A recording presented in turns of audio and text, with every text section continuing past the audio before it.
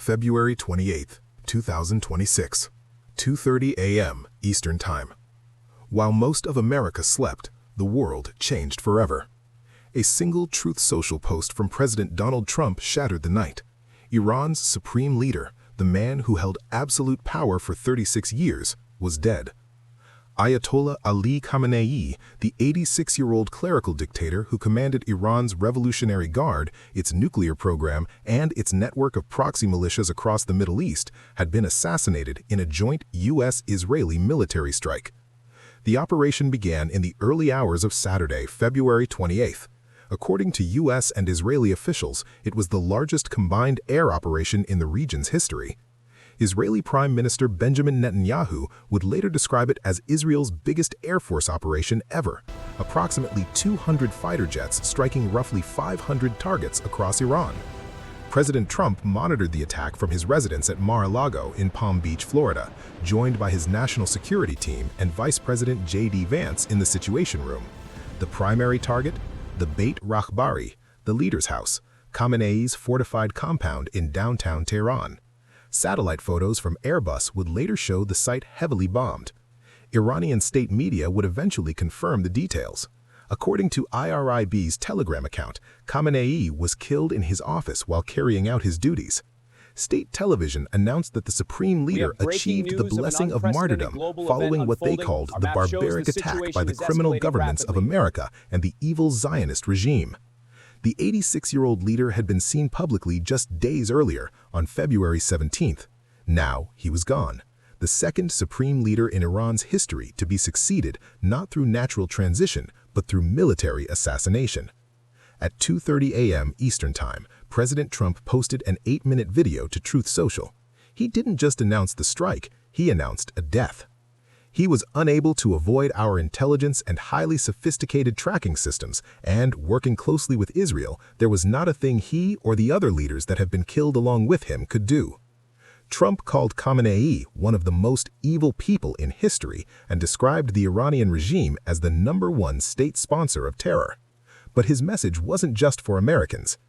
To the great, proud people of Iran, I say tonight that the hour of your freedom is at hand. Stay sheltered, don't leave your home, it's very dangerous outside, bombs will be dropping everywhere. When we are finished, take over your government, it will be yours to take. This will probably be your only chance for generations. In Jerusalem, Prime Minister Netanyahu delivered a nationally televised address. This morning, with a surprising hit, a blow, we hit out at the tyrant Khamenei, he said. For 3 decades, he has been sending terror with proxies and has made his people miserable. This tyrant no longer exists. In Tehran, something unexpected happened. As rumors spread, eyewitnesses told the Associated Press that some residents were rejoicing, blowing whistles, letting out ululations, celebrating from rooftops. But the killing of a supreme leader does not end a war, it transforms it. Within hours, Iran's paramilitary Revolutionary Guard issued a chilling statement. The most intense offensive operation in the history of the armed forces of the Islamic Republic of Iran will begin in moments, targeting Israel and American terrorist bases. The retaliation was immediate and unprecedented in scope. Iran fired missiles and drones toward Israel, U.S. military bases across the Middle East, and for the first time struck high-rise buildings in Bahrain's capital, Manama.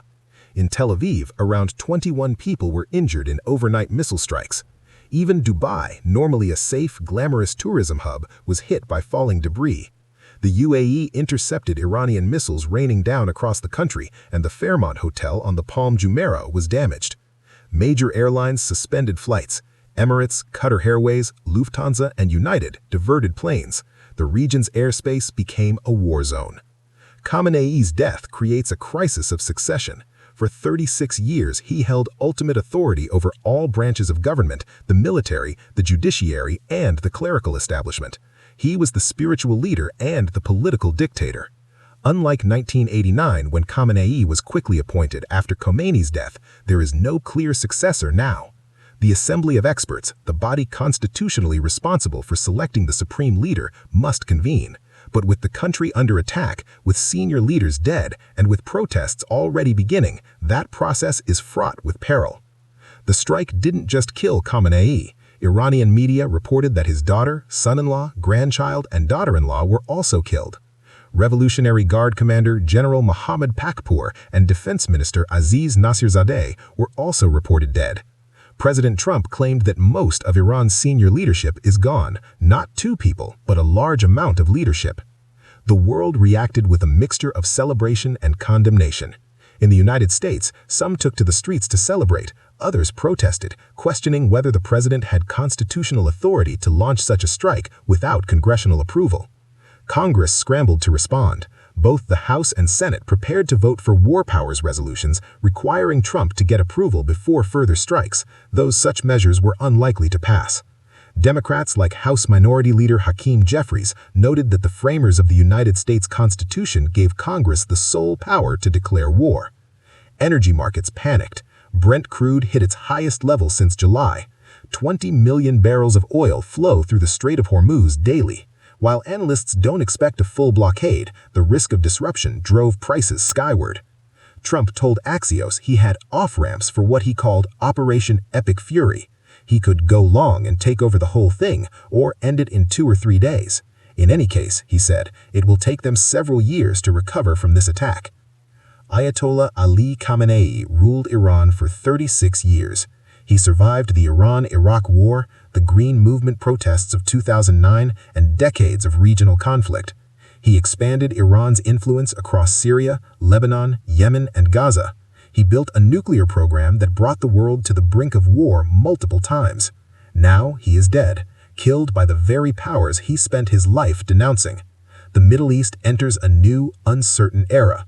For Iranians, Trump said, this is their single greatest chance to take back their country. Whether that opportunity leads to freedom or to deeper chaos remains to be seen. Iran has declared 40 days of mourning and 7 days of national holiday. The Revolutionary Guard has promised severe, decisive, and regret-inducing punishment. The war has just begun.